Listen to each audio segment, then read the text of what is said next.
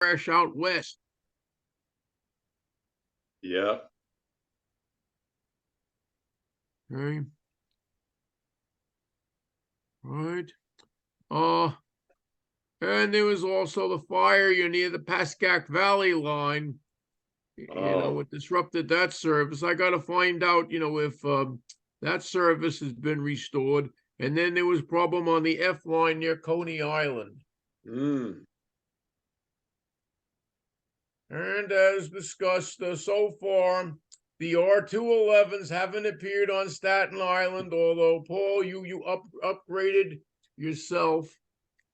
So you upgraded me, so it'll be March maybe, and definitely not with the accordions, because we only have a four-car trains out here. So right, you won't have the fully articulated. I'm going to make it very fast.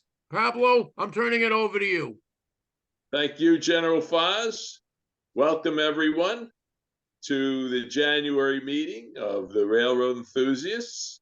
Once again, another calendar year, and once again, the Railroad Enthusiasts will be bringing you the finest in rail fan entertainment, month after month, year after year.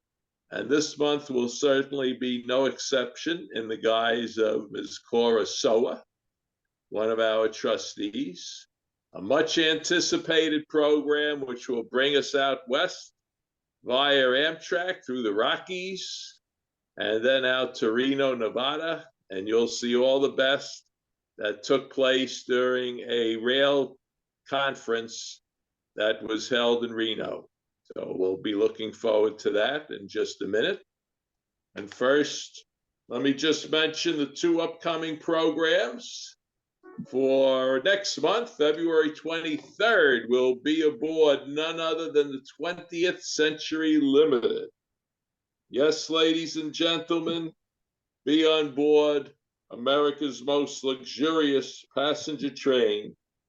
We'll see all the best, the red carpet and champagne, and you'll see why this train was the way for celebrities and business tycoons to travel from New York to Chicago during the years of 1902 to 1967, care of the New York Central Railroad, our legacy railroad, obviously.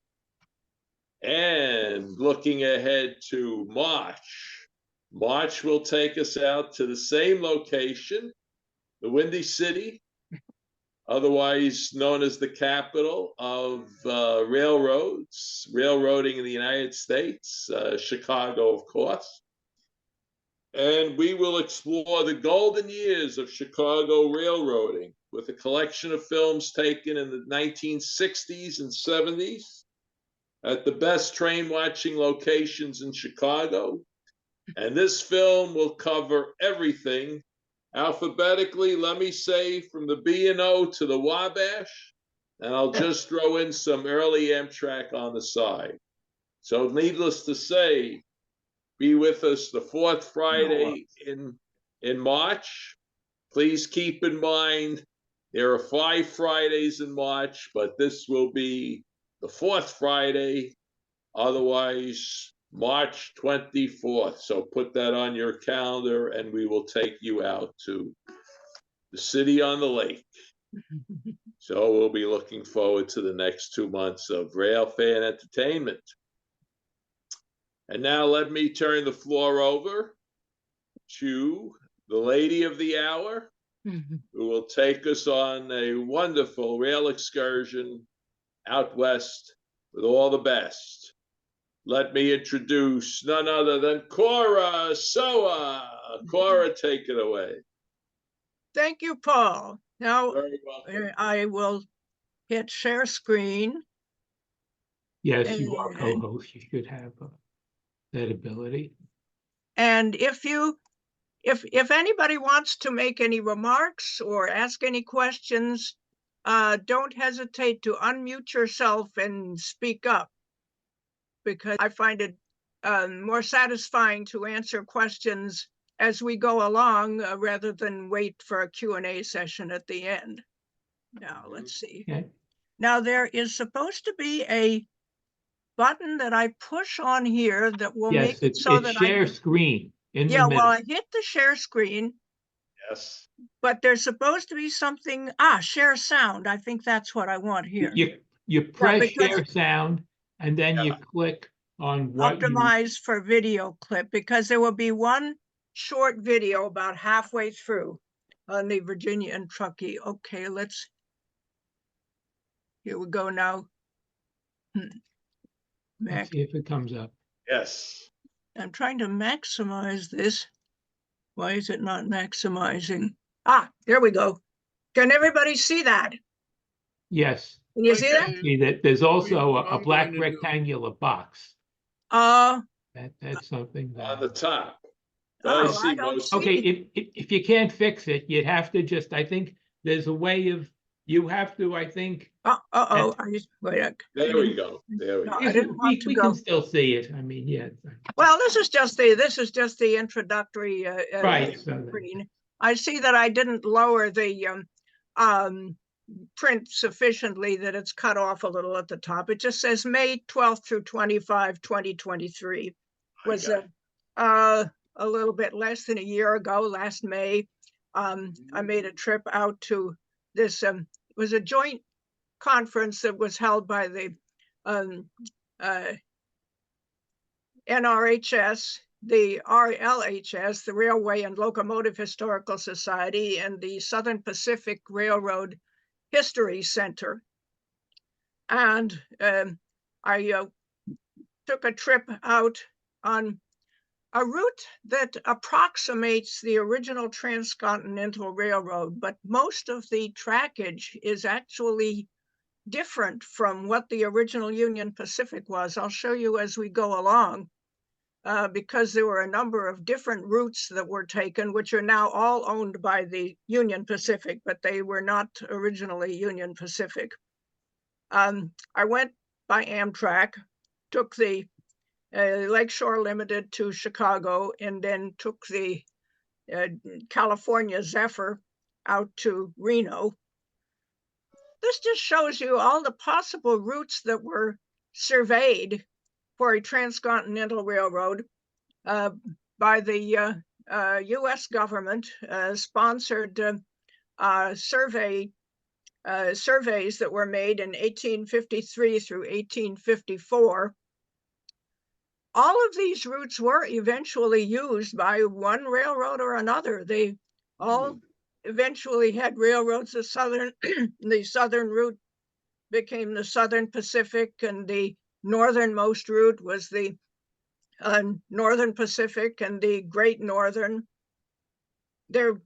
Every town that possibly could serve one of these routes, they all lobbied to have their route chosen as the one that was going to be used. There was even one that was going to be from Charleston, West Virginia, all the way through to San Francisco. Wow. That went through Mississippi. That would go through Mississippi. It would go through Meridian, Mississippi, and Shreveport, Louisiana. Interestingly enough, that is a very important line today. It's what they call the Meridian Speedway. Doesn't have any passenger service, but it's a very important freight line. And another was going to start out from St. Louis, and that got partway out got somewhere out in Missouri, and one of their bridges collapsed, and that was kind of the end of that railroad, that Pacific Railroad. They all had Pacific in their names. It was going to be the Pacific Railroad. That ended up being the Missouri Pacific, or the Mopac. So they all got used in one way or another. This shows you when the big obstacle was to get through the Rockies, and the Rocky Mountains are not just one chain of mountains. It's a number of different mountains with a number of different passes through them, and these all got used by one form of transportation or another. There was the overland stage, used one pass through the mountains. The there was the Santa Fe Trail. There was the Butterfield stage, used another path through the mountains. The Mormons, when they went out to what became Utah, they followed a northern road. It's difficult to see this. It says the Mormon Road. They followed the North Platte River. That is actually closer to what the original Union Pacific used. The Union Pacific did not go through Denver. It does today. That was Denver and Rio Grande. The Union Pacific went up through Cheyenne and through Wyoming and came down to Ogden. Did not go through Salt Lake City. And as I'll be showing you, the route to the DNRGW, Denver and Rio Grande, did eventually go from Denver to Salt Lake City, bypassing Ogden. So Ogden and Salt Lake City are now joined by a commuter railroad, which I'll show you later. Anyway, took the Lakeshore Limited, or some people call it the Late Shore Limited. Actually, it wasn't the one that was late. we lost the time on the California Zephyr. Oh. We lost an hour going west, and then we lost 4.5 hours coming east, which on the return trip. I requested a sleeping car the whole way, but actually on the trip from Chicago to Reno, apparently they were sold out of the sleepers, and so I took a coach seat, which turned out to be very good. Because the two coaches were at the end of the train, and there was a nice big window at the end, and I got a much better view for photographs out the back end of the coaches than I would have from the sleeping car or from the lounge. Excellent. And there was a gentleman who was also taking pictures, so he and I took turns taking pictures out the back of the train. Now we're going through southern Illinois, rolling prairies, and every once in a while there's a little clump of trees, and every time you see a clump of trees, there's a house there. There's a house and usually a barn. And here the little clump of trees with a house, and also a grain elevator. Galesburg. We're still in Illinois. Now we're crossing the Mississippi at Burlington, Iowa, on what used to be the CB&Q, Chicago, Burlington, and Quincy, now owned by the BNSF. And you can see in the distance, you see a better picture that I took on the return trip. There's one of those cable-stayed bridges used by the highway. And here's looking down at some of the support structure of the bridge. This is a detail of a picture that I took on the return trip. And the reason I included here is that you could see what the bridge actually looked like, because when you look at what you see from the train, you can't tell what you're going over. This is the lift bridge that you are actually going over.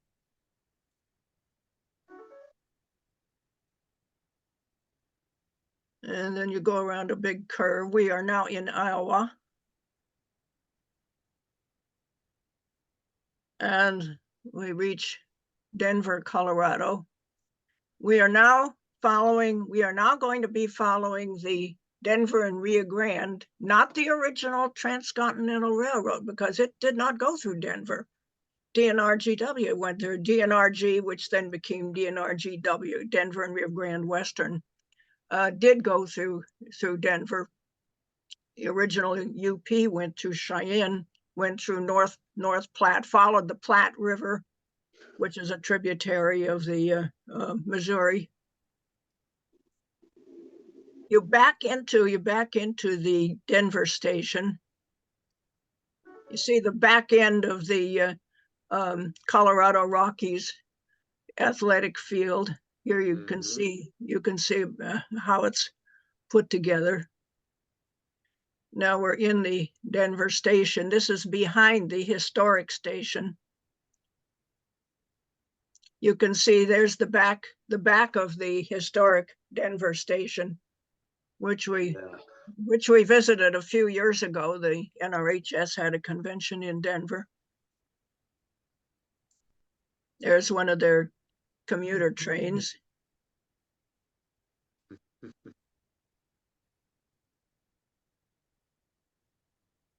Now we're going back out again. You see the back end of Coors Field again.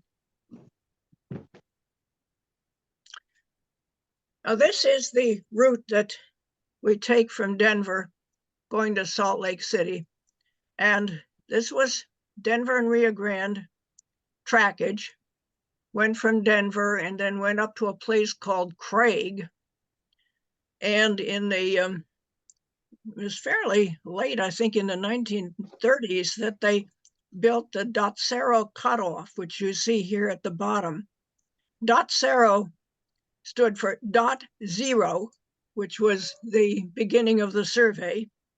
And it goes between .0 and Oristad, which is .0 spelled backwards. And coming out of Denver, you can see that you go through a mountainous area. You go through what was called Rollins Pass. And here where you can see this little dotted line here, this is all tunnels going through there. You'll see there are a total of 30 tunnels that you go through, what they call the tunnel district. And then you go through the longest one, which is the Moffett Tunnel, which was completed in 1928. So that's all in this within, well, it's now the past century. You can see there's a little squiggly line. That was the original, first a wagon route, and then they did build a railroad through there, but it was all switchbacks until they built the Moffett Tunnel, which takes 10 minutes to go through, and they tell you do not go from one car to another, because we don't want all the fumes getting in when the doors are open. Uh-huh.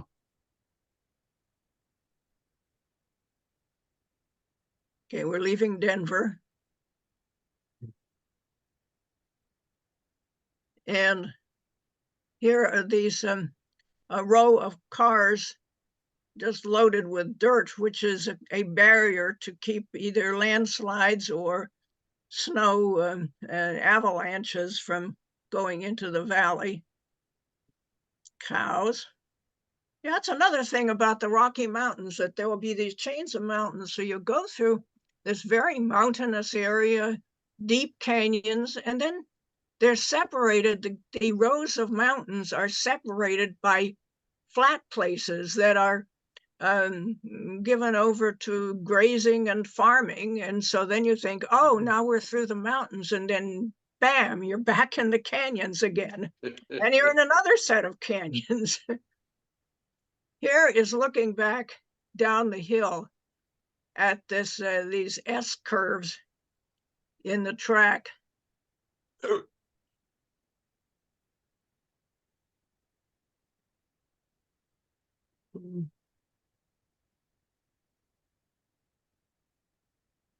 Now you're about to enter another mountainous area. You're high up on the side of the mountain, looking down at one of those flat places. Along here somewhere, there's actually a llama farm. I didn't get my camera out soon enough to get pictures of the llamas, but it was a paddock with llamas grazing. Now we're going up into the mountains, and you're going to be going through the tunnels. Tunnel district, 30 tunnels. And they're all very similar to each other, but some have a concrete portal. There's one that has a concrete portal. Others just have the rock-hewn tunnel face. These are all taken pictures that I took out the back end of the train. As I said, I was looking out the back of the train and taking turns with this gentleman who was also taking pictures. Well, he was taller than me, so he could take pictures over my head, but it was sort of crowded, so it was easier to just, just sort of move back and forth, so we could take turns getting pictures out the back. There's another with the concrete portal.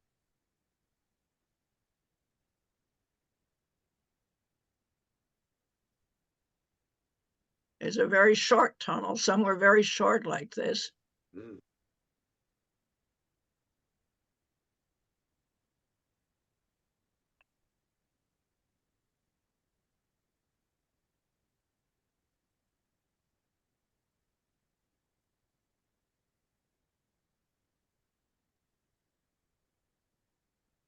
Here is the Moffat Tunnel. This is the longest one. And over on the right-hand side, you can see that big pipe coming out. That is a second tunnel that parallels the main tunnel. And during construction, it was just used to carry things to aid in the construction. And then after it was completed, that became a water tunnel. That supplies water to the city of Denver.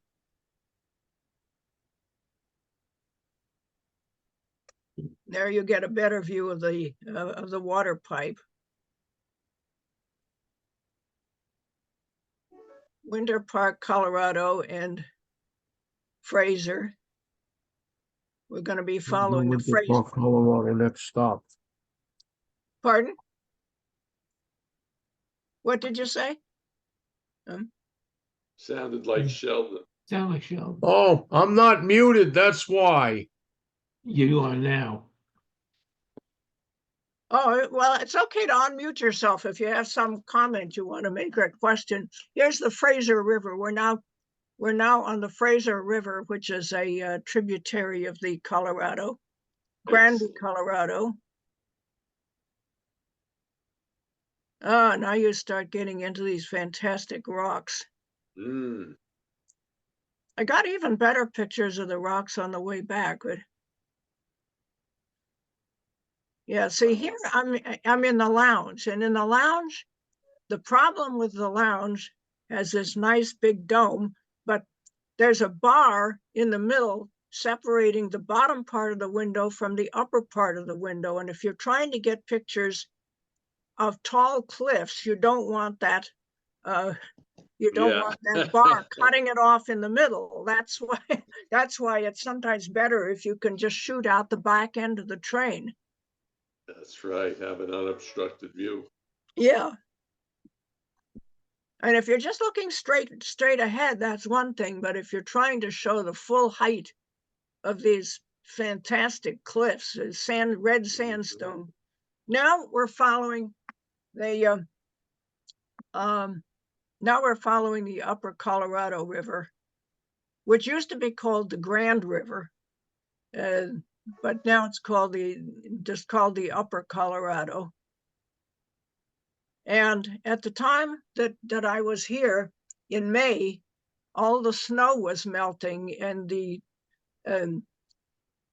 all the rivers and streams were just boiling with water, just running in floods. Melt off. Even the flat places between the mountains you could see that there was standing water in what should be either prairie or desert land.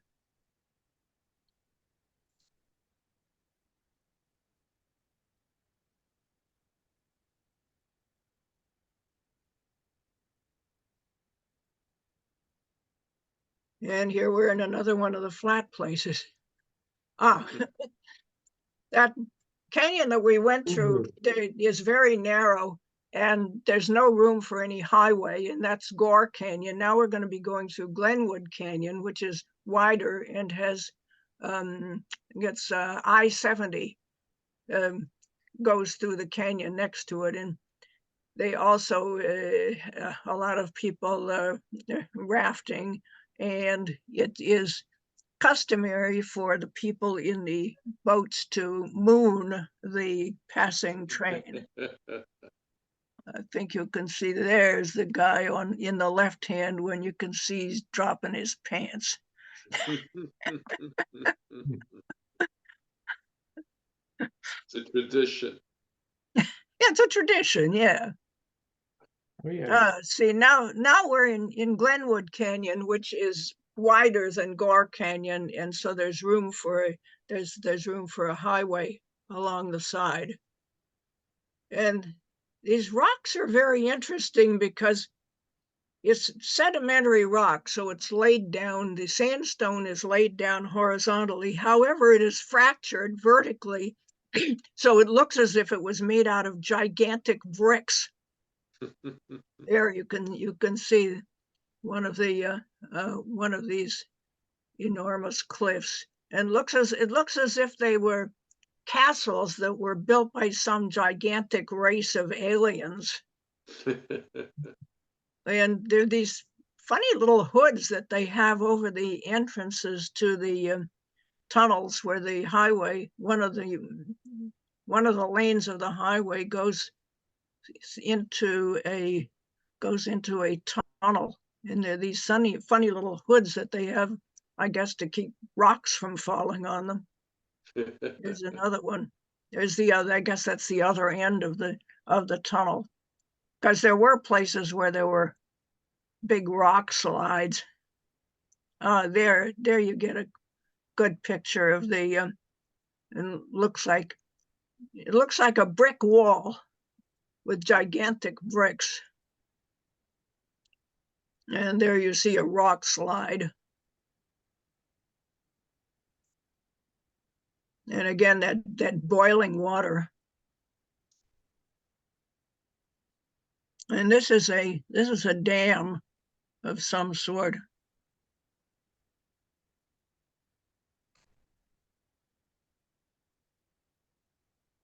And now we've come out into a more desert-like environment. And now we're back in a canyon again. It just alternates between flat places and canyons. Come on, why is this not going forward? Glenwood Springs.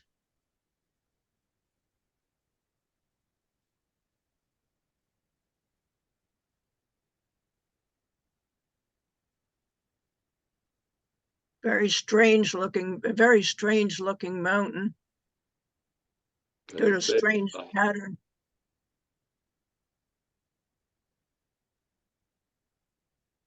The way it's eroded. Mm-hmm.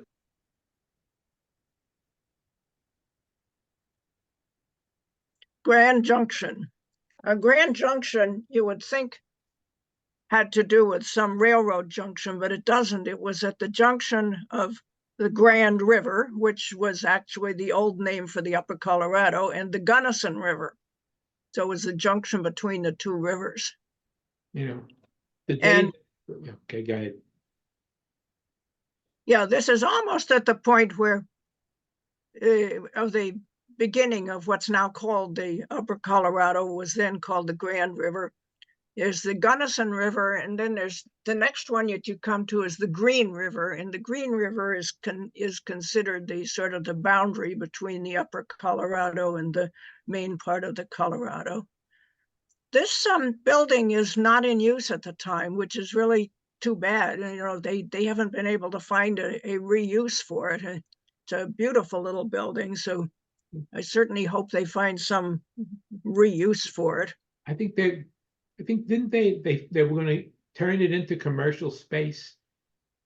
Well, I guess they would like to, if they could find somebody who is interested in occupying it, because it's sort of in the middle of nowhere. Well, the day it opened on the day of the San Francisco earthquake in 1906. So they had used it just to housed that there was a treatment center and emergency services for the victims of that earthquake and fire. Yeah, well, doesn't Grand Junction, don't they have a VA hospital there? Oh, that I didn't know. Yeah, somewhere around there. This is just pictures of the clouds. There were very nice clouds that day. Near these fantastic mesas is one of these. I don't know if this is the one that they call book cliffs, because somebody thought they looked like stacks of books on a bookcase. But there'll be these just great flat plains, and then sticking out of them will be these mesas. We're now in Utah. And we're about to go over Soldier Summit. And this is the town of Helper, which is, as you might guess, is where they used to keep the Helper engines to go over the summit. They still have, Union Pacific still has a big yard there.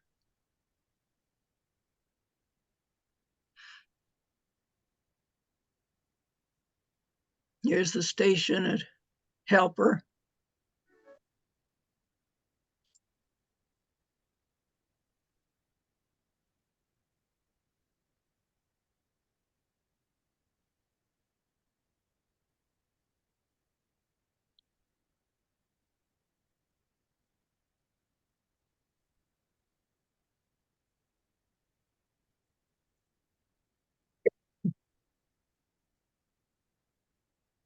And somewhere along here is Soldier Summit. There was a sign that actually said Soldier Summit, but I wasn't able to get I wasn't quick on the draw and didn't get a picture of it.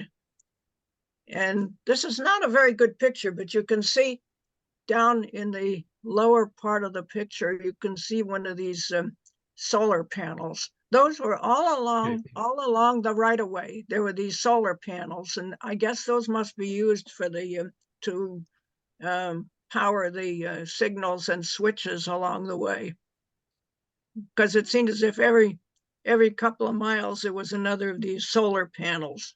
No. Oh, maybe it's growing enough sun for it to be viable. Enough of the Yeah, I don't know exactly what those things are used, what they power. And it was already nightfall by the time we got to Provo. There's this very cute little station. Unfortunately, because of the darkness, you're getting the reflections also of the inside of the car that I was in. So, but I wanted to get a picture. This is a little waiting room at the station at Provo. So then the next city would be Salt Lake City, and by the time we got there, it's the middle of the night. So by the next morning, we're in Nevada. Nevada was originally, what's today the state of Nevada, was originally part of the Utah Territory. The Utah Territory took in present day, well, northern Nevada. Didn't include Las Vegas, but the upper part of Nevada, and also parts of the state of Colorado, and I think Wyoming was a very large area.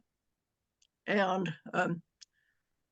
when the Utah Territory came into the United States, when it came into the Union, it actually came in with slavery.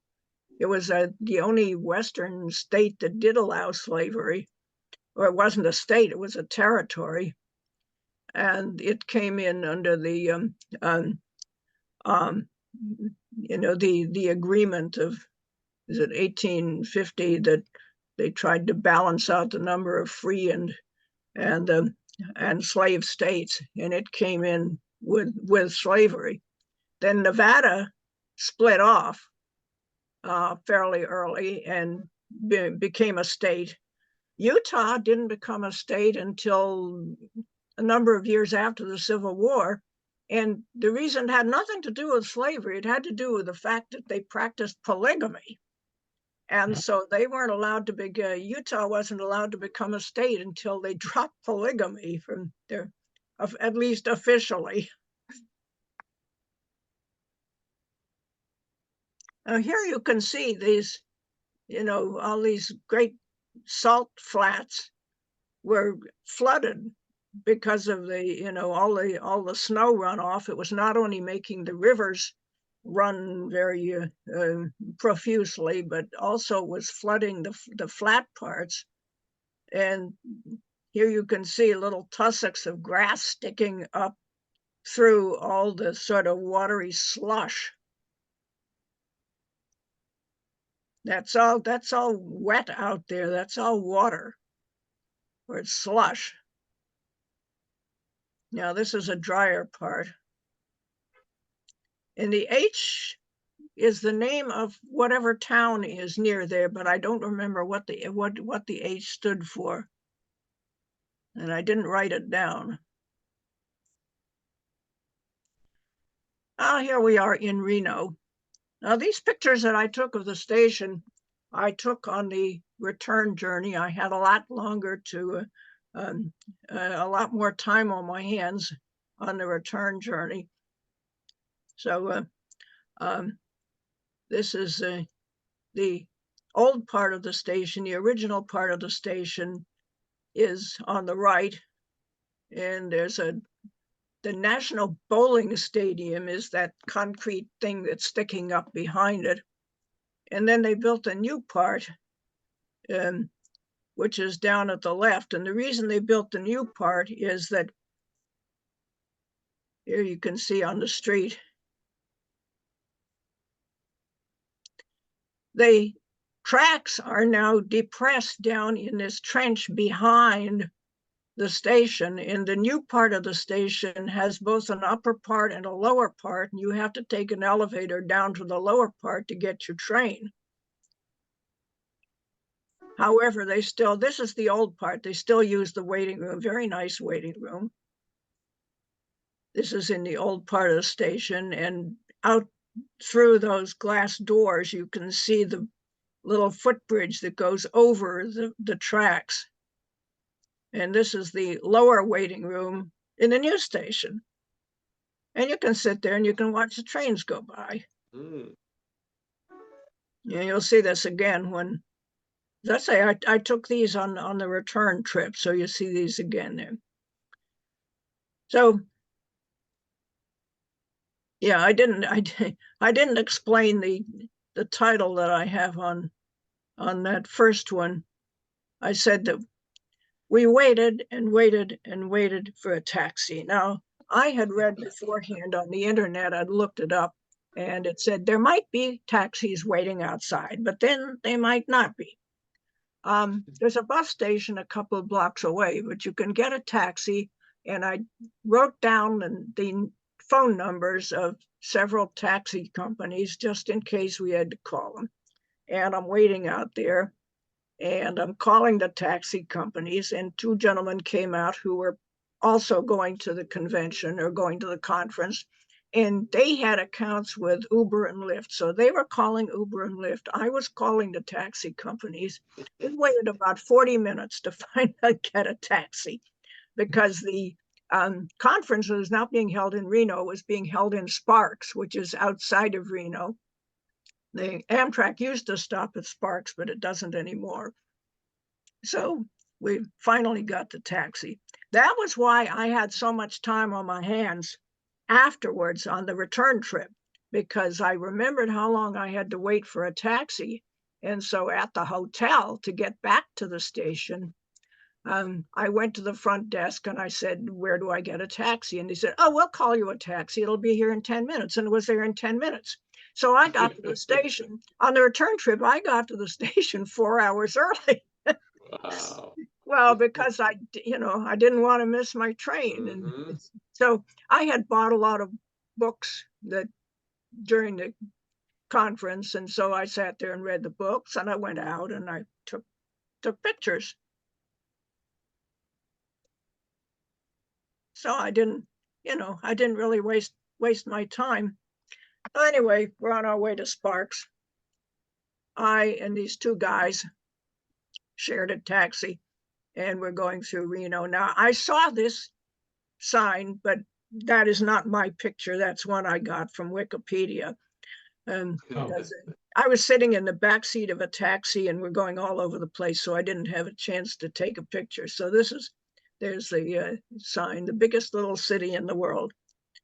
And this is an old postcard that shows what it looked like in the past. That sign has moved around, and it has changed in its configuration, and it's been there ever since in one form or another. It's been there since the 1920s.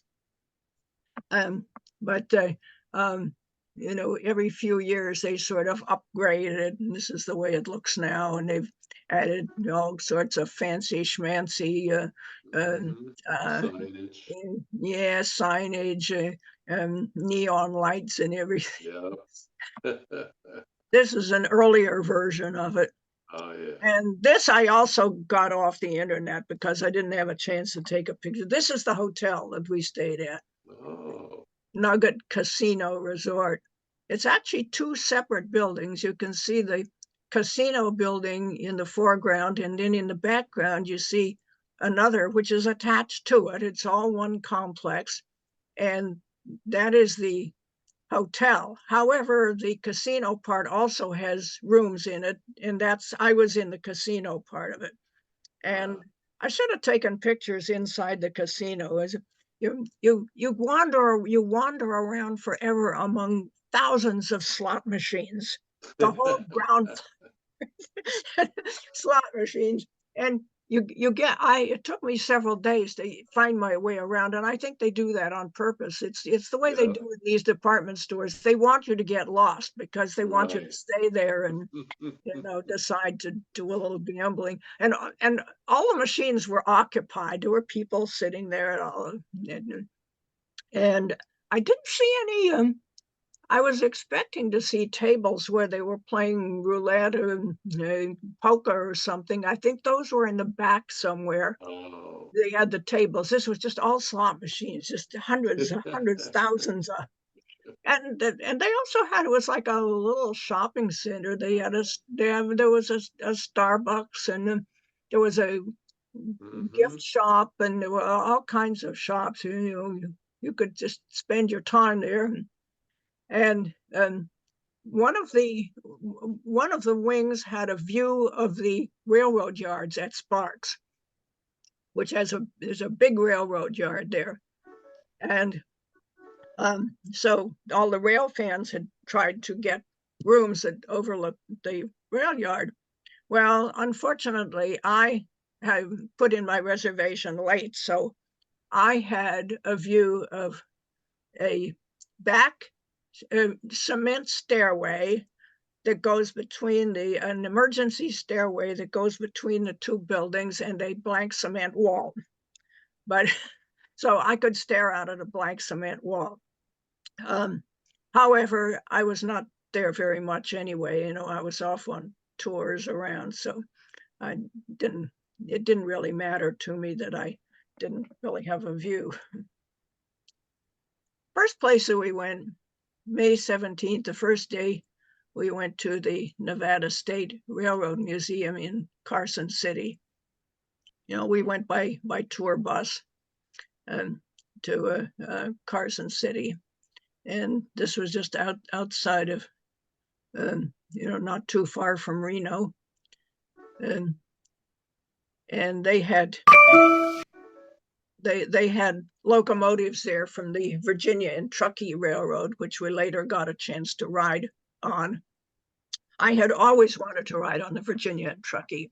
Going back to when I was a teenager, I read all the Lucius Beebe books on railroads. So I had always wanted to, and I'd read about ghost towns and gold rush towns. I was growing up in Los Angeles, so I was on the West Coast, so I finally got my chance to ride on it. Here's the Inyo. Excellent. And there is the Genoa. I had always wanted to see the Genoa. Lucius Beebe wrote poems about the Genoa.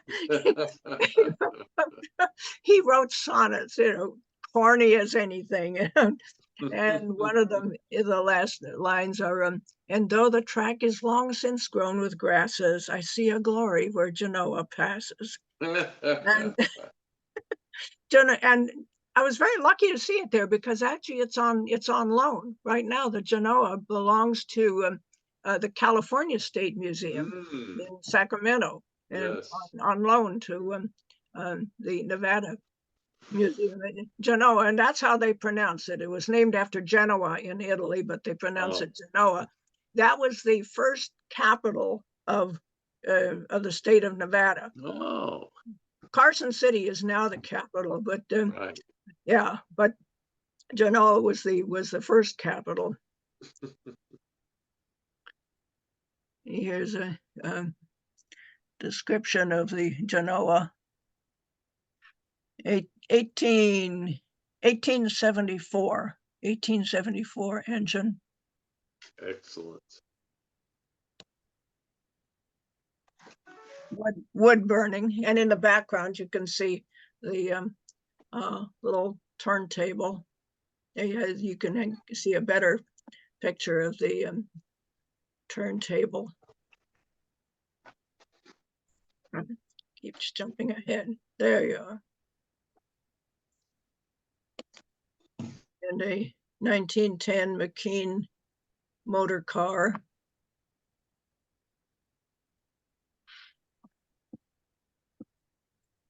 Tucson, Cornelia, and Gila Bend Railroad.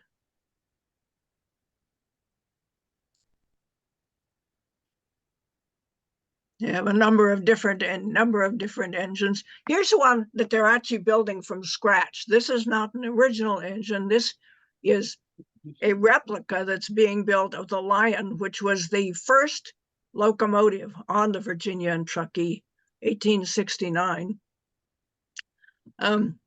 Virginia and Truckee Railroad was built to carry gold and mostly silver from the mines in Virginia City. And as you notice that 1869 was also the date of the completion of the first transcontinental railroad. And the Virginia and Truckee had a branch that went up to Reno and connected with the Central Pacific. And before that, they had to use, ox power, mule power, horsepower to bring the silver ore down from the mountains. But Virginia and Truckee was built about the same time as the Transcontinental Railroad, and so it hitched up with it at Reno. I don't know what that means. It says, why did they do that? And it said, why is it so janky? I don't know. I don't even know what that means. B&T Lion Locomotive project. You see it from the back.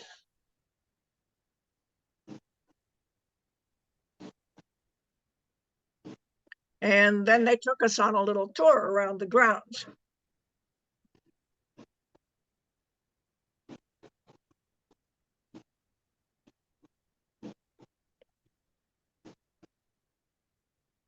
There's the water tank.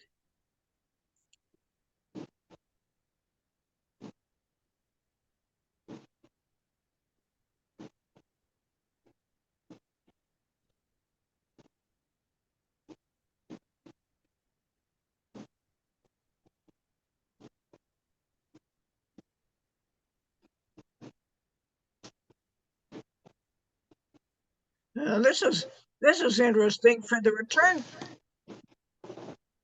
trip. For the return trip, we were being taken back by a different locomotive from the one that we went out on, because they don't have a Y for turning around. So we simply went out one direction, then hitched up to this other locomotive Mm. on what had been the back end of the train. Here we're about to connect to there's a man setting the switch, and we're about to connect to the other locomotive.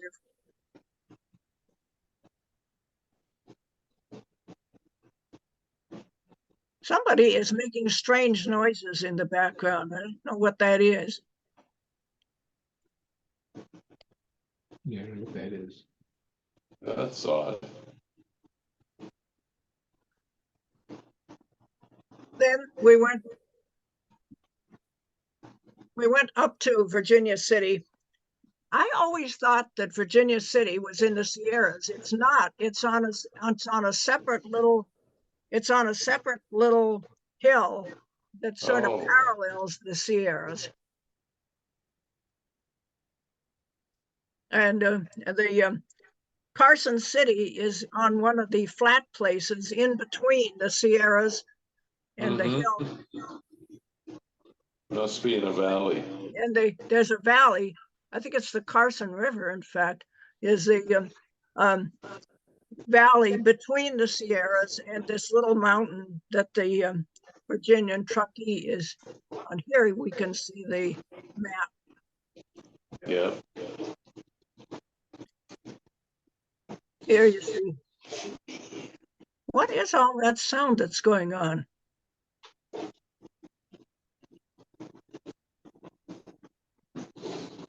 Sounds like somebody digging cement. Maybe somebody's doing a construction job. That's what it sounds. While they're watching the show. So anyway, here you can see in the middle is Virginia City. That is up on this hill, and where our train is going to take us is between Virginia City and Gold Hill. And it's now been reconstructed all the way down to Mound House, which is sort of getting down. Oh, shoot, that wasn't what I meant to do. I get the wrong thing. Mound House is where, the people will tell you that the V&T is now open all the way to Carson City. It's open all the way to what they call Carson City East Gate, which is really several miles outside of Carson City, and it's closer to where it says Mound House. And over on the left-hand side are the Sierras, and there's Lake Tahoe. Here's a map just to show you where. Here's Mound House, which is sort of on the foothills of that little hill. Carson City is down in the valley, and sort of a few miles outside of Carson City is what they call Carson City East Gate Depot, but it's not really in Carson City. You would have to drive on these little roads to get to it. There's also an airport which has one very short runway. Also at Mound House, there was a narrow gauge railroad, which you may have heard of, which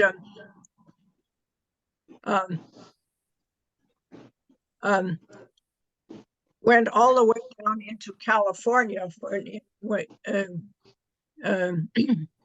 to a place called Keeler, which is almost all the way down to the Mojave Desert. That no longer exists. It was owned by the Southern Pacific for a number of years. And here we are. Why am I? I'm hearing some kind of an echo. I don't know what that is. Anyway,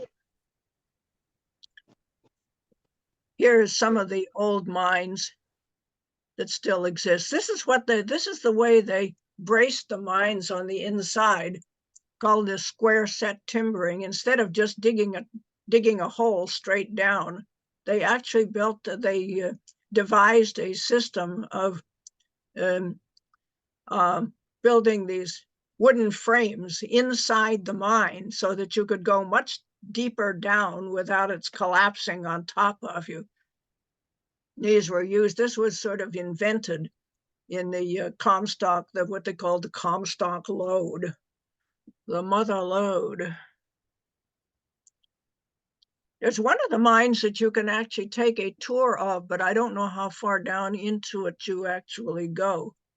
There still is some mining that's done there. It's open pit mining now. We went down to Gold Hill. We did not stop there, however. Turned around and went back.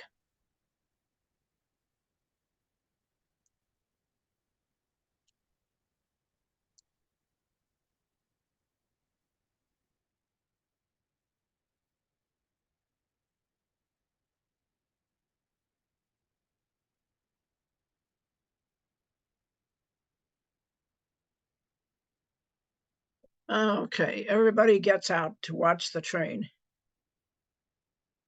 There you can see some of the open pit mining.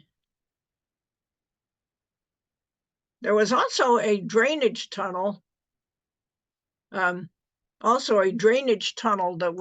was built, and called the Sutro Tunnel. It was built by a man named Albert Sutro to drain water out of the mines, because they tended to fill up with groundwater. And so it's sort of surprising, because you're out in this desert scenery and you don't think of there being a problem with water, but actually there was a problem with water that was in the ground. Can you hear me? Hello? Hello? Hello? No, I muted everyone but Cora. Okay, I wasn't sure if you was, because all of that background sound suddenly went away, and I didn't know. Yeah, because I muted everybody but you. That's how I knew I would make it go away. I didn't know if you made me go away too. Oh, no, that you didn't.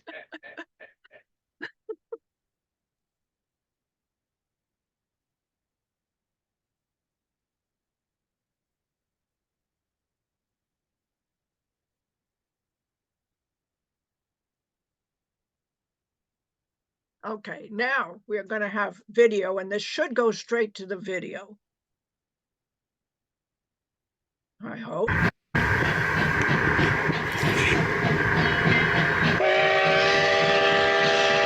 Now, do you hear the sound? I hope.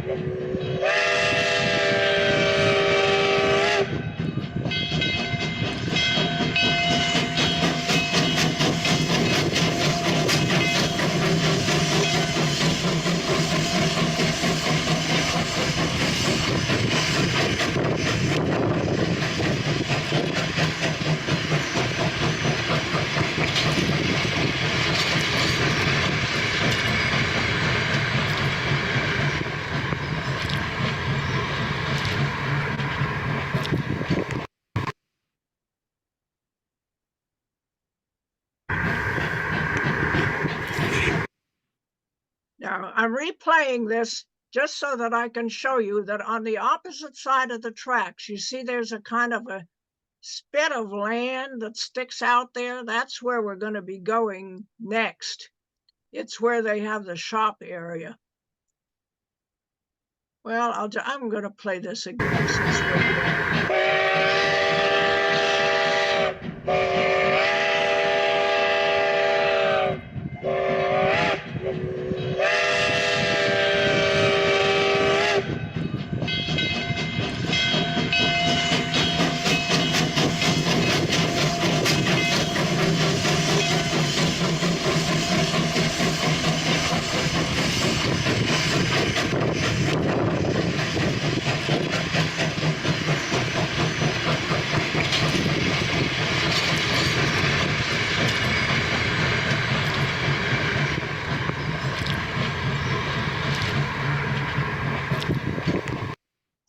Now, I think I have to stop share. And now I start share screen again. Yes. Well, did you open up the other Yes, it's on. Yes, video the other or one is media on. that you want to show?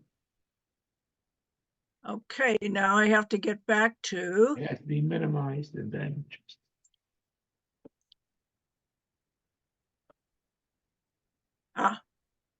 there's my bright pink marker. Now let's see if.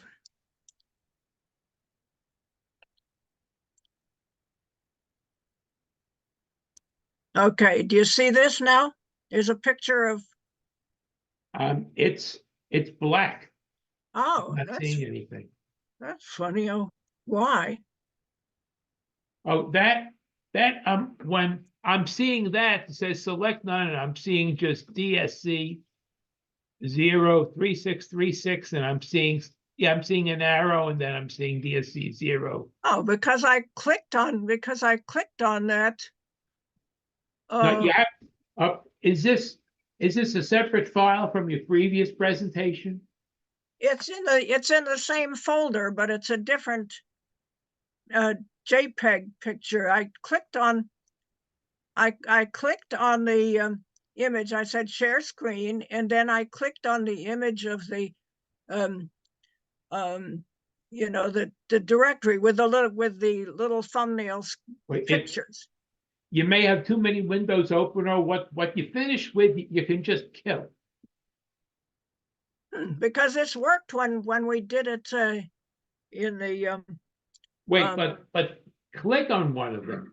Try clicking on one of them. well, that was what I Okay, did. yes. Click on one of the photos. You're going away Now, from it. yeah. Oh shit. Yes, stop. I'm trying to get off of there. Now I click again on share screen. Yeah, see if it's there. It should be opened up before you even Well, and minimized. And the other folder you finish with, you can just kill. it is there. I click on a. Now, do you see all the little? Yes, I'm seeing all the little insets. Yes, I'm seeing. Okay. Now I want to That's it. click on one of those. Yeah. Now, do you see the picture? No, I'm Oh, not. maybe I had. Yeah. Okay, let me try to kill Always this. close out any windows that you're not viewing. See, like all that folder, you don't need to see all your drives. I'm not sure what's there. Does this work before? Okay, now let me say. Oh, come on. I want this to be out of here. I'm trying to get out of that thing. Friday night, test for sleep number 3. Ensemble Sowa is conducted by Monica Hubbard.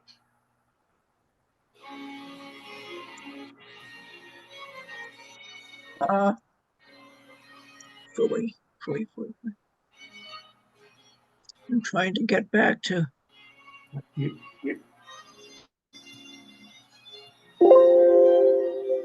Maybe if this isn't working, what you may need to do is leave the Zoom session, and then once you make sure you or just minimize your screen, close everything that you don't need. Like even when like the directories, you can once you I close think the I see what directory. I can't even leave the session now because I'm not in the session. You're in the Zoom session. Yeah, but I don't have a thing that said to get it. See, I'm trying to. I really screwed this up. Make sure you just kill the other. That's what I would like to do, but Yes, you don't want that leave open. me. I'll say, shall I say leave meeting and get back in? Yes, that may be if that's the only thing that'll make it work. Leave the meeting, Right, and come back.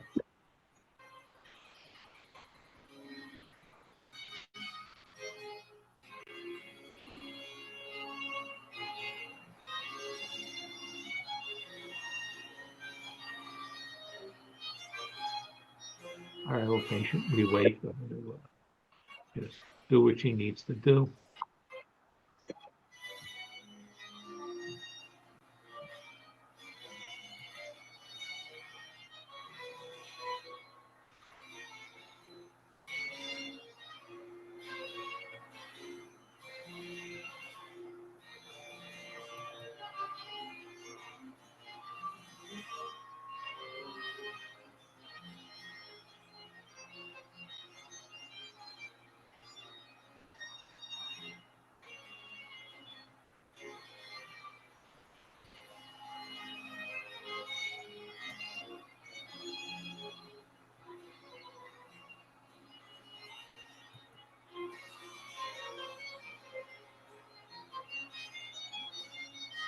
All right, Cora's coming back.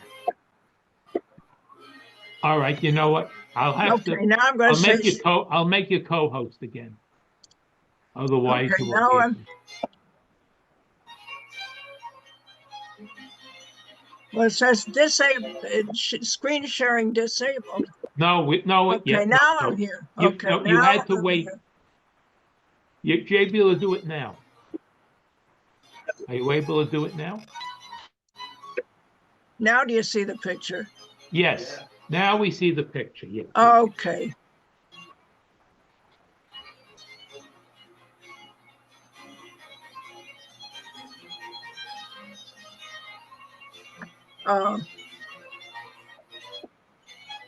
Okay, now, all right, you see a picture with railroad cars and people standing around.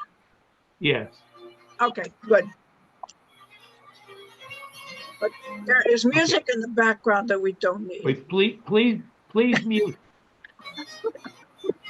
Mike B, please mute.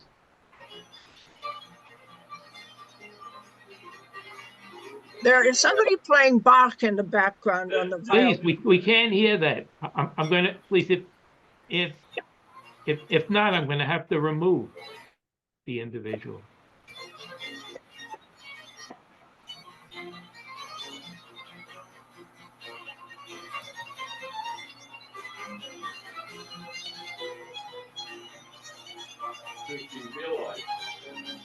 He's removed. Okay, thank you, Steve. Okay, all right. We are now on that little spit of land that I pointed out to you in the video. And that is the only video there is, so we're not going to have that problem again. And so this is the Virginia and Truckee shops.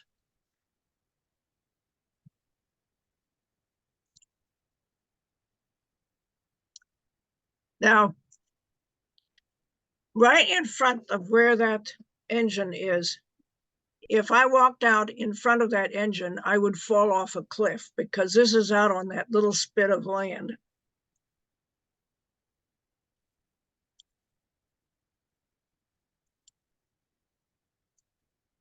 There you get a better idea of what is in front of it.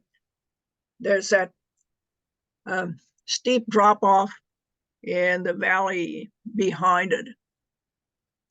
Virginia City itself sort of sprawls down the mountain. There still is a little town there. And a few of the historic buildings are still there.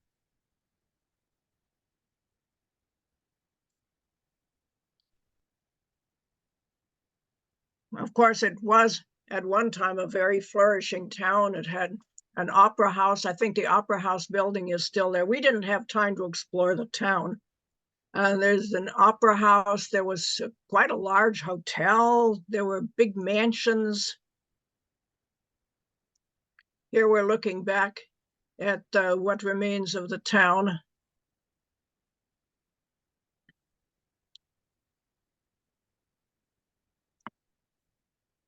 I'm just going to make this larger.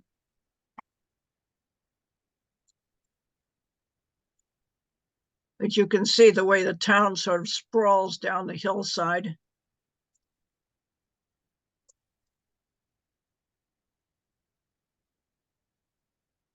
And now we get on the train and go back to the depot. There is St. Mary's of the Mountains. There are two churches. This is the larger of the two. There you can see over somebody's head, you can see the steeple of the second church. And now we're going back we're in our tour bus going down the hill.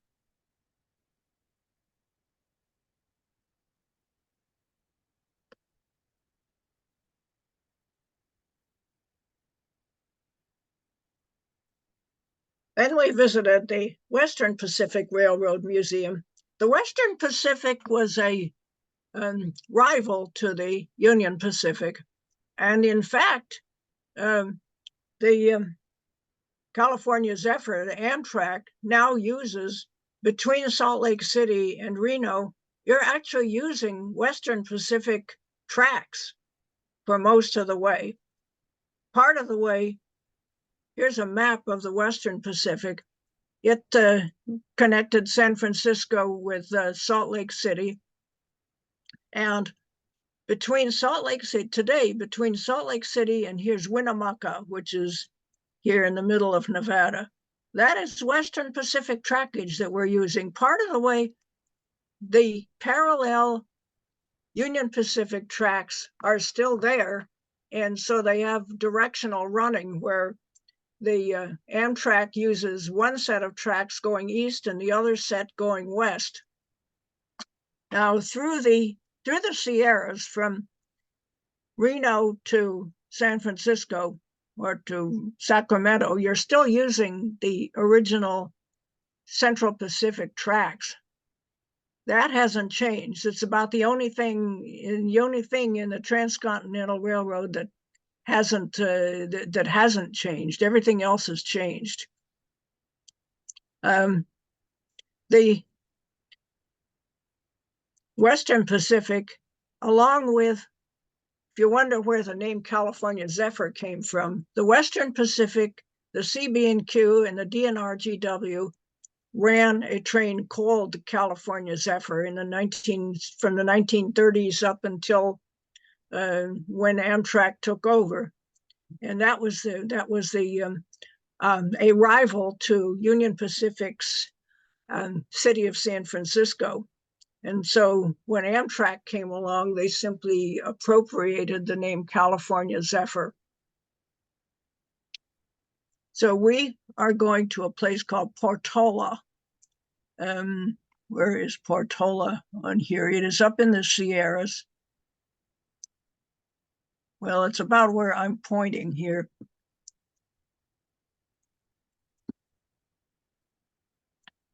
And from Reno, we took the bus up to Portola, and that is where the Western Pacific Railroad Museum is. They have mostly diesel, very, very little steam power. They have a lot of diesel engines. Here's the shop building, all kinds of things. A whole collection of cabooses. In fact, we took a little tour around around the property, and we went on a train that was composed entirely of cabooses, and you could choose which caboose you wanted to ride in. And here is our power that was the little diesel engine that was pulling a whole string of cabooses.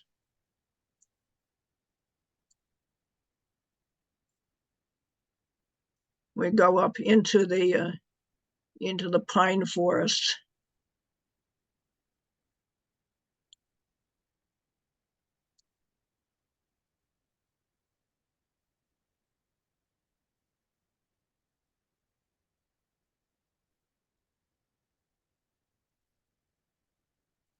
And here we are back at the back at the yards.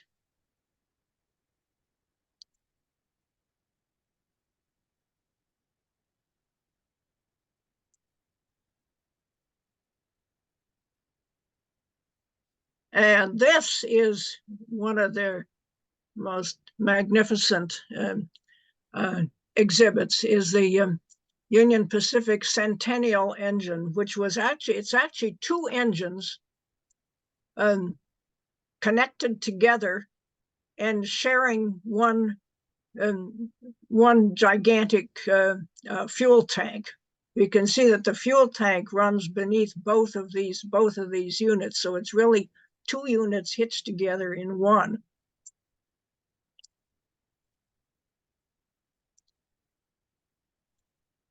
Dual engine road freight locomotive. There you can see where the two parts are connected together. It keeps jumping ahead. Now, they had a ladder that you could climb up and you could go into the cab, and I tried to go up there, but the ladder wasn't quite long enough. My legs weren't long enough to get up the last step. I got all the way to the top of the ladder and couldn't get up onto the catwalk. So I was unable to get into the cab, which they let you look at. They say that they're going to get a better ladder, so I hope they do.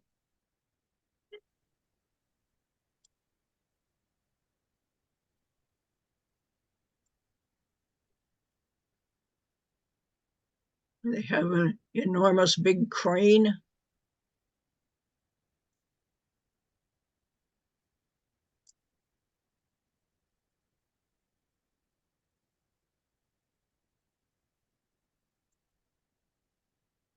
Various other exhibits.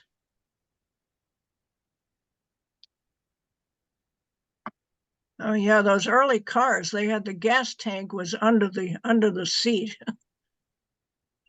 That's fun. You're sitting on the gas tank.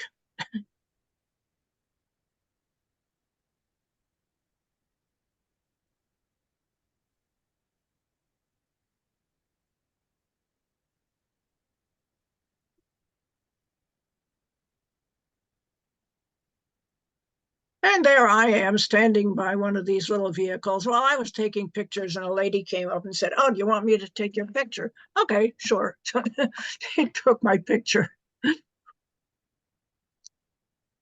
with all my paraphernalia hanging from my shoulders. And it had a very nice little model railroad set up.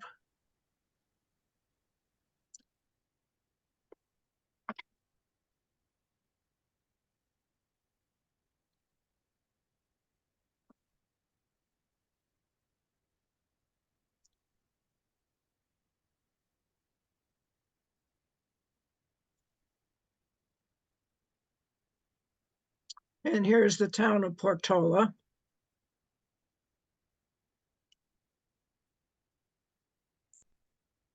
Then we're climbing up the mountain, looking back at the yards.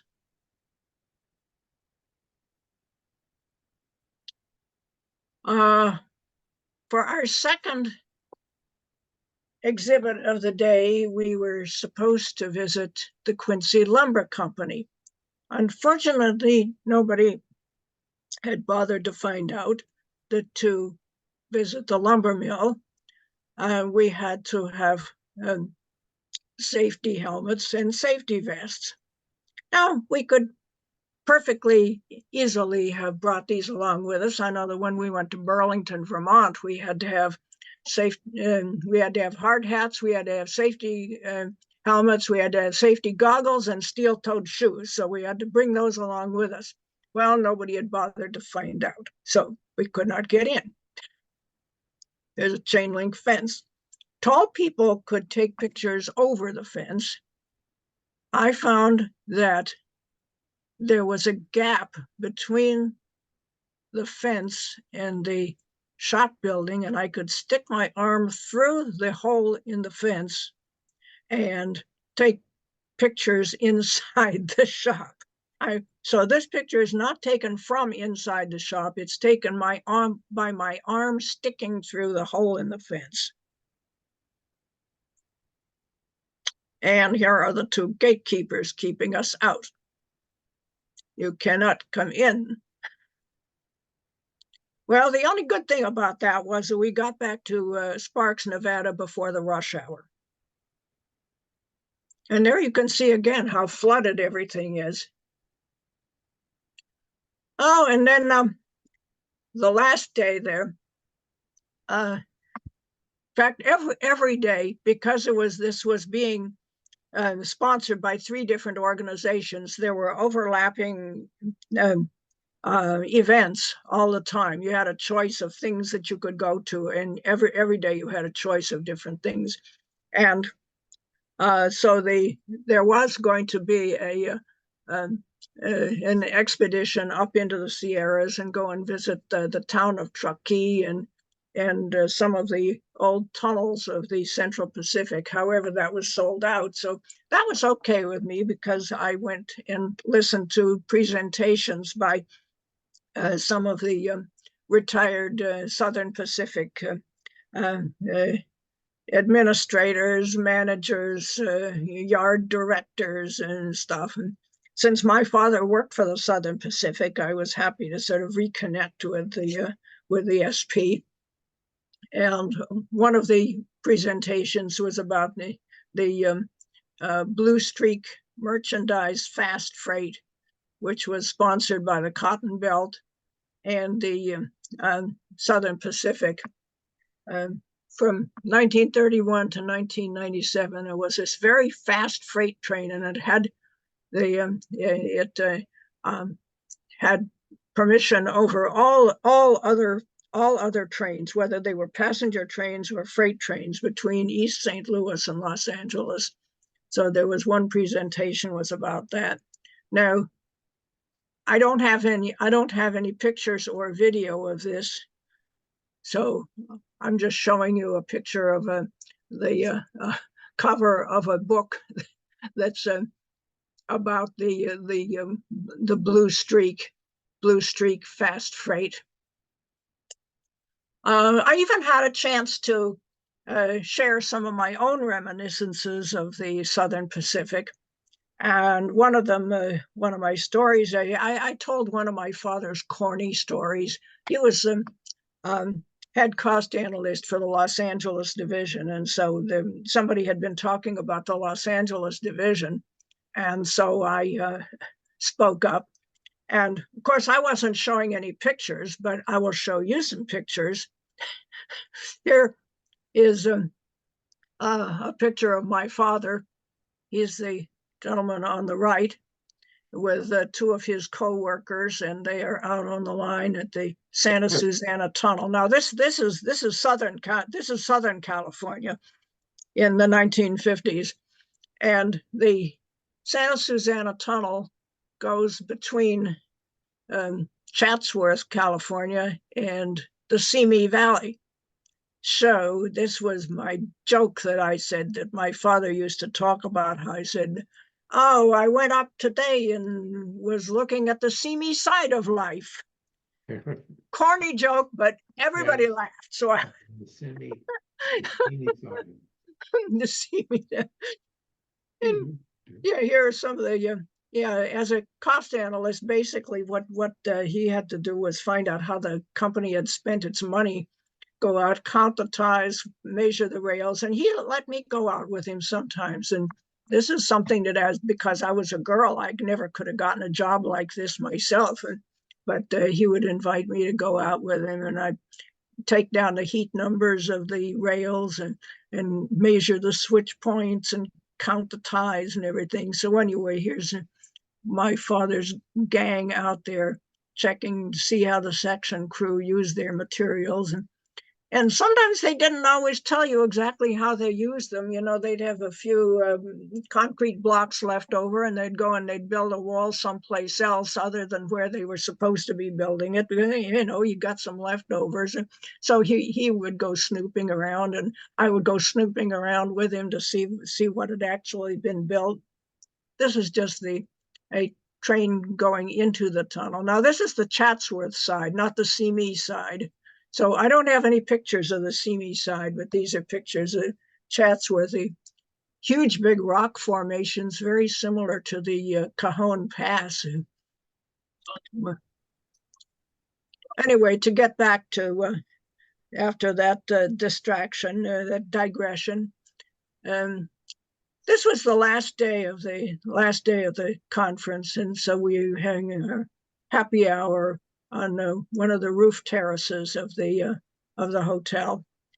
And then after we had our happy hour, we went in and had our buffet banquet. And during the time we were eating, there was a big skylight, and we could hear, like, it sounded like bombs dropping on the house or something. There was a sudden hailstorm. Now, we'd already gone back inside, and we hear all this banging on the skylight, and we pulled the curtains aside, and darned if it wasn't hail outside. And it only lasted about 5 minutes. Anyway, the next day we lost. We lost. We left, and so from Sparks we had to go back to Reno. And as I told you, I left early because I didn't know how long it was going to take to get a taxi. And turned out I got a taxi in 10 minutes. And so I went around taking pictures of the depot. But we lost time over and over and over again. First, a car got stuck on the tracks right outside of Reno, so we lost an hour there.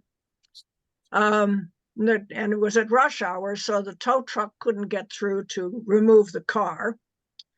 Then we had to wait for an empty coal train to pass by as we got up into the mountains, because there had been fires, and as a result of the fires, there were big rock slides, because there were no longer any trees to hold the rocks. So there were big rock slides that covered up all of the sidings, or half the sidings. So there weren't enough sidings for the train. So we had to wait and wait and wait for the coal train. So we lost more time there.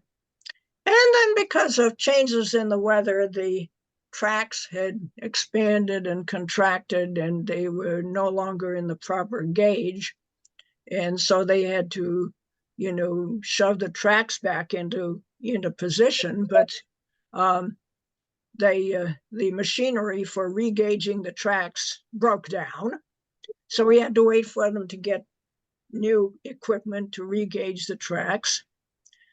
And then finally, just before we got to Chicago, a truck got stuck on the tracks.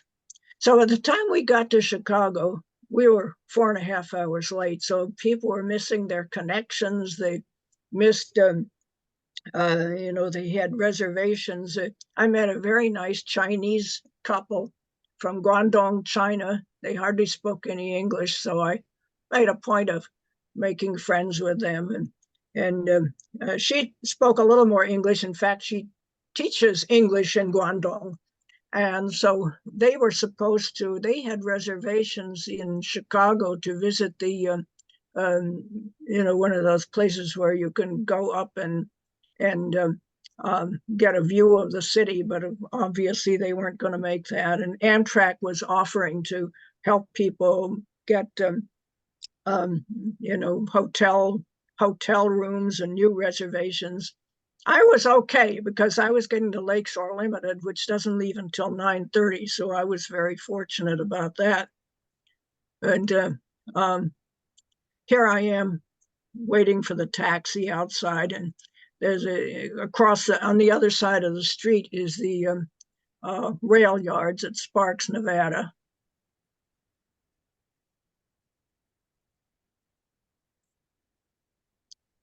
Watching the trains go by. And here just showing on the outside again of the train station and the downstairs waiting room.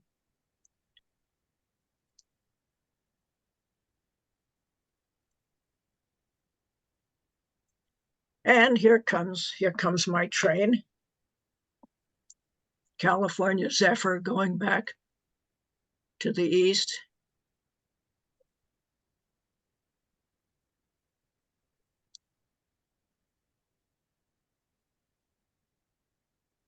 Cows.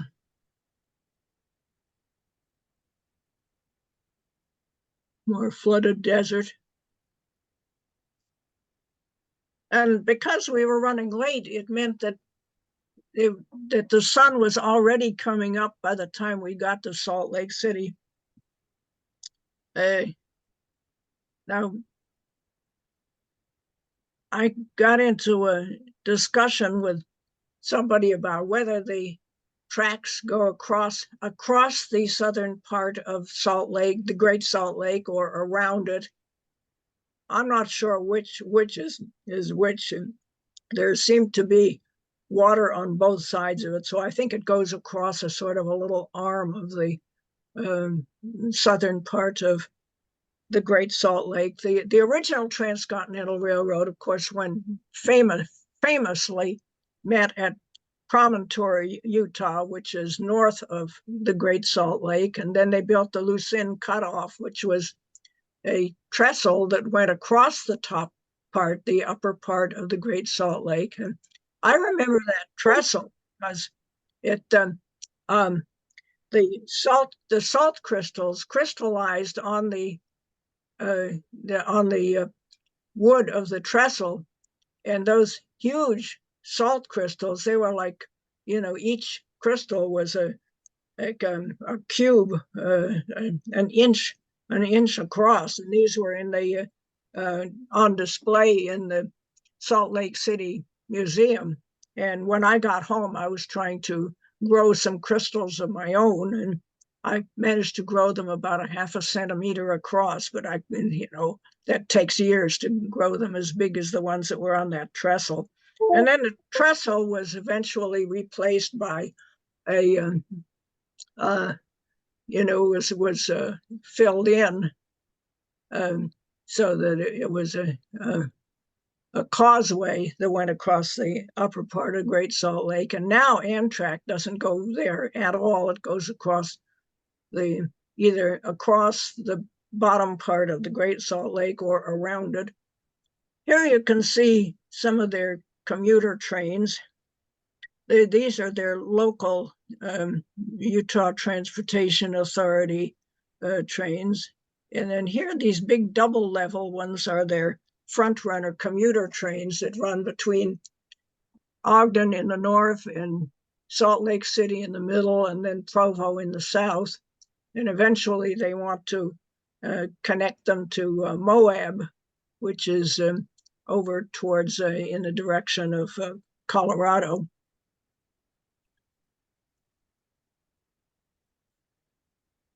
You're outside Salt Lake City, and now we're back in the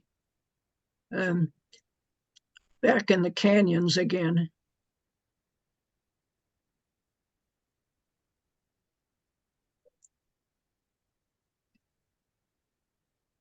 And the plains in between the canyons are flooded. Cayenne, Utah. Two tunnels, and we are going through one of the tunnels, and you can see the other tunnel on the right.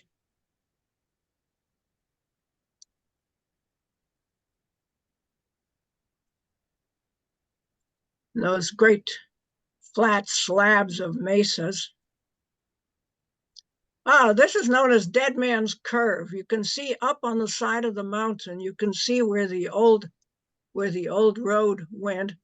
And that landslide down the mountain contains a lot of automobile parts from automobiles that fell over the edge and landed. I think you can even see some of the what's left of. There you can see what's left of some of the automobiles that rolled down the mountain.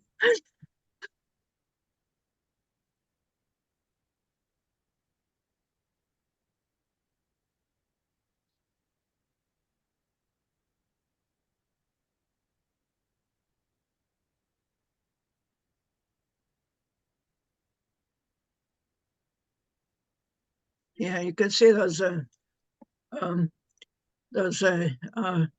great stone monoliths, the hoodoos, they look like gigantic statues.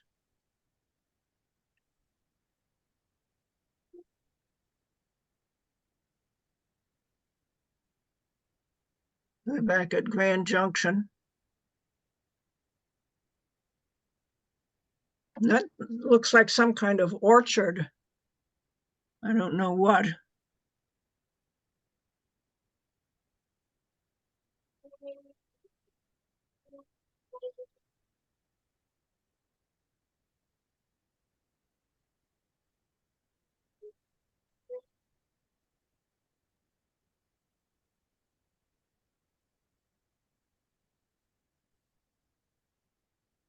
Here's where we had to wait for the coal train, an empty coal train at that. And we waited and waited and waited and waited and waited for it to come by. But there was, this was one of the few sidings that there were, so we didn't have much choice. And here's one of the landslides. These rock slides. These rock slides had put a number of the sidings out of commission. And here you can see where they had tried to build a wall to contain the rock slide.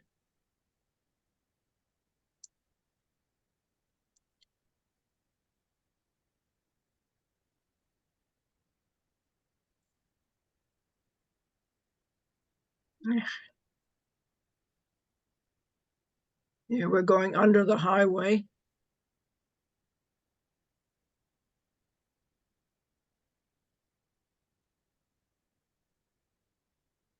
And another way of trying to put barriers to keep the rocks from sliding onto the tracks.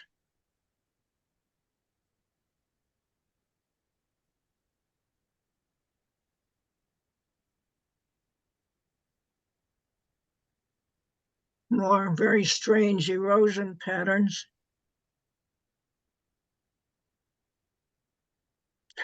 And here we are back at the mooning people.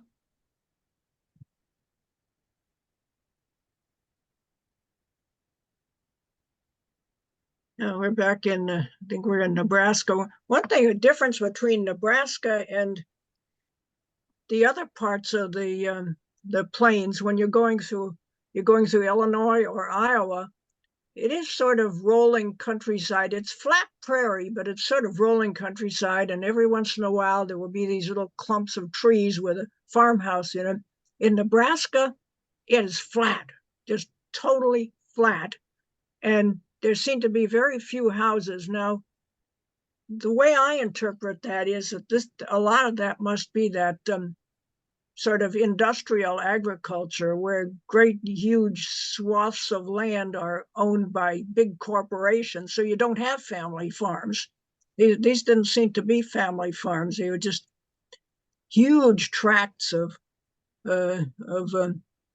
produce of some kind that's growing. Now we're crossing the Platte River, which flows into the Missouri River.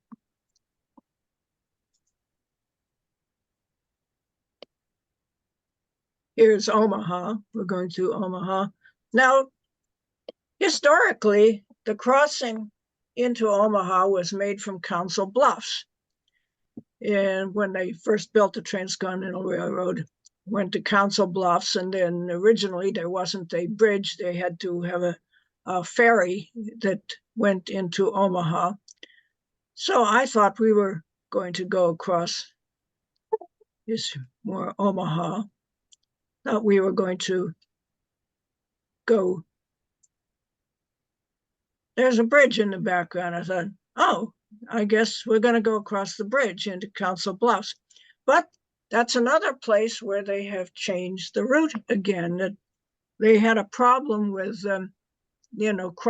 grade crossings in Council Bluffs. And so what they do now is you make a sharp turn go left, and go all the way down to Plattsmouth, which is where the Platte River empties into the Missouri, and you cross at Plattsmouth. You don't cross at Council Bluffs anymore. You cross the Missouri River at Plattsmouth.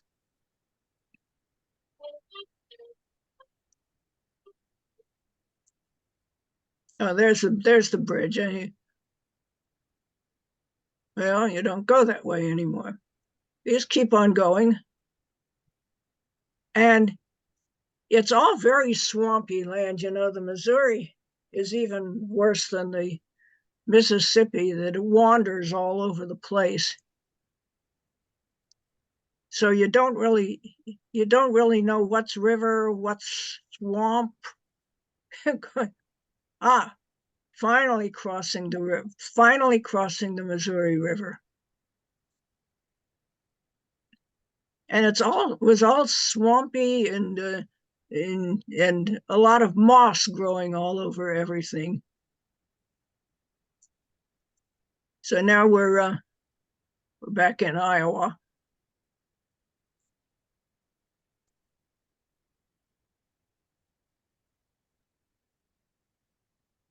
Ottumwa, Iowa.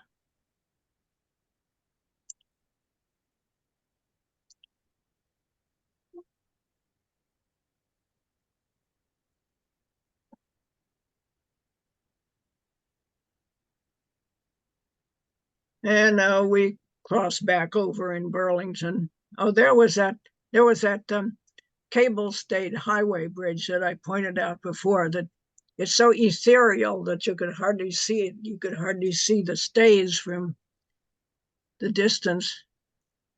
And there you can see in the background, we're about to make a big swinging curve around and go over that lift bridge.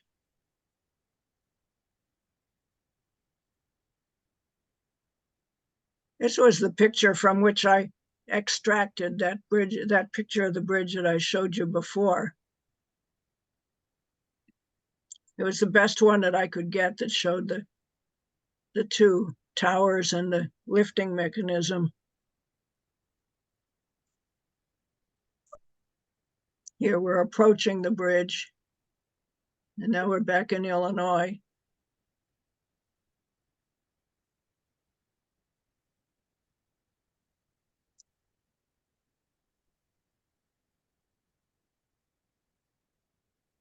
We're in Galesburg.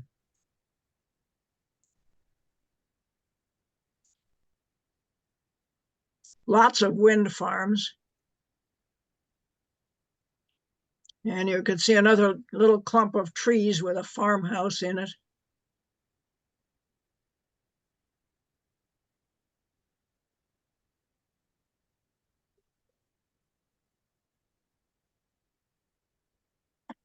Naperville, it's a terrible picture, but I just put it to show where we are. And now we're back in Chicago. And at this point, I think I'll bring it to a close.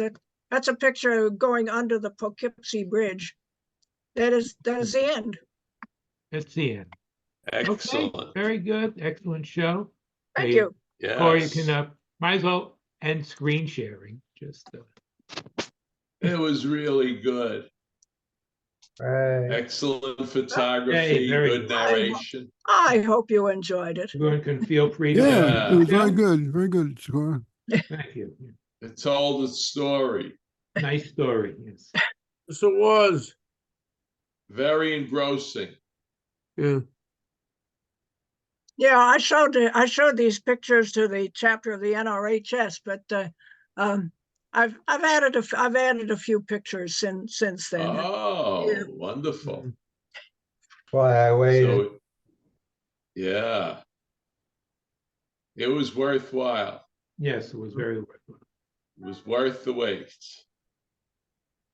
Yeah, I keep finding interesting things and adding them, and Yeah. Hold it. I was up half the night last night. I kept thinking, I'm just going to add one more thing, just one more thing. Yep. Wait. I'm glad you made it out there for that conference. All right. It was worth the trip.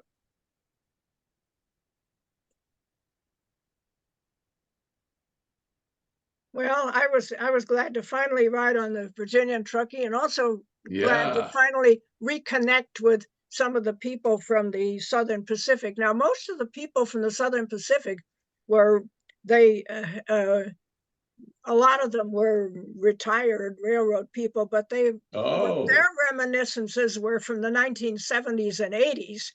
I was right. able to go back to the 1940s and 50s. That's right. Through your father. Yeah, through my father. Yeah. The seamy The side. seamy side Amy of side of it.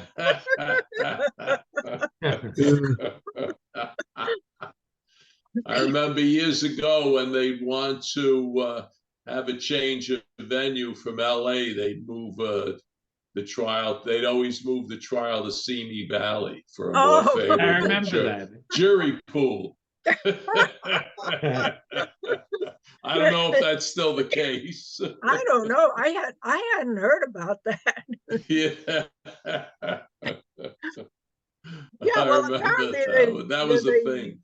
Yeah, what inspired me to start talking was that apparently the limits of the Los Angeles division had changed by the 1960s, and I remembered it as being starting in the north at Santa Barbara and going all the way down to Yuma. Uh-huh. However, they changed it so that it started farther north at San Luis Obispo, and Oh. you know, it had different parts of it were contained within the Los Angeles division. So that was when I spoke up, and I remember this. Yeah, you were able to add some perspective. Yeah, I could add some. I think they appreciated that. Sure.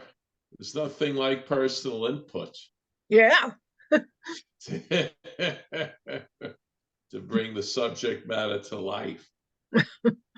Yeah, well, some of their talks were pretty lively too. Yeah. Yeah, you know, funny things that had happened when they were in charge of something or other. Yeah, and that was over at the casino in Sparks, Nevada. Yeah, that was in Sparks, Nevada. Yeah. Oh, wow. That must have been great. That was it was a fun trip. And now that I've gotten, this always happens to me, that when I get back, I read up on all of these things, and then I want to go back because now I know where everything is.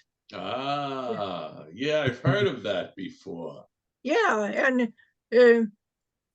you know, and sometimes I get back and sometimes I don't. I mean, it happened when John and I went to Malaysia, and I was riding while he was giving lectures at some conference. I was out riding the trains, and when I got home, then I was reading all about it. I said, "Oh yeah, that's where I should have taken a picture of. That's where I would like to go." But unfortunately, we never got back to Malaysia because our friend in Malaysia got transferred to Australia, I think it was. Well, that'll do it.